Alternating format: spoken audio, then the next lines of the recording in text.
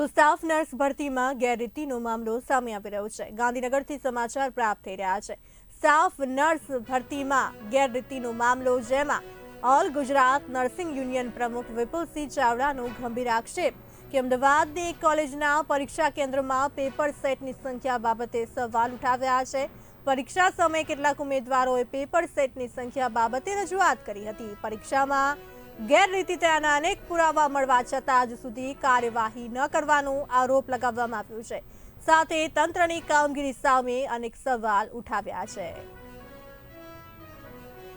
તારીખ 9/2 ના રોજ લેવાયેલ સ્ટાફ નર્સની પરીક્ષામાં જે એબીસીડીની ઘટના સામે આવી હતી, તો એમાં ઘણા બધા વિદ્યાર્થીઓ રોષે ભરાયેલા હતા અને એનો ઉગ્ર વિરોધ કરવામાં આવેલો હતો અને સરકારશ્રી દ્વારા નિવેદન આપવામાં આવેલું હતું કે આની યોગ્ય તપાસ કરી અને 2 થી 3 દિવસમાં આનું નિરાકરણ લાવીશું।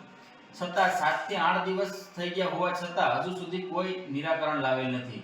એટલે આ એક સેન્સિટિવ એટલો મુદ્દો છે અને લાખો હજારો સ્ટુડન્ટ છે, તો એના ભવિષ્યનો સવાલ છે, છતાં પણ આમાં એટલો વિલંબ કેમ થાય છે?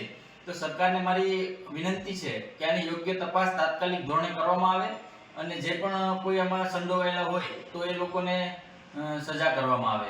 બીજી એક વાત કે સરદાર વલ્લભભાઈ આર્ટ્સ અને કોમર્સ કોલેજ અમદાવાદ છે, તો ત્યાં રૂમ નંબર 201 માં એક પેપર બંચમાં ઓછું આવેલું હતું।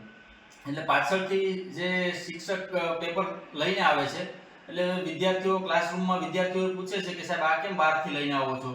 તો એવું કહેવામાં આવે છે કે એમાં એક પેપર ઓછું હતું અને બીજા કોઈ ક્લાસરૂમમાં પેપર વધારે હતું।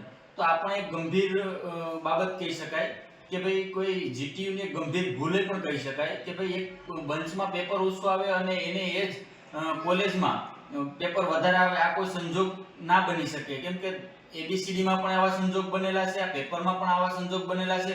આવા સંજોગો હજુ કેટલા બનેલા હશે આપણી સામે પણ નથી આવ્યા। તો આનું યોગ્ય તપાસ થાય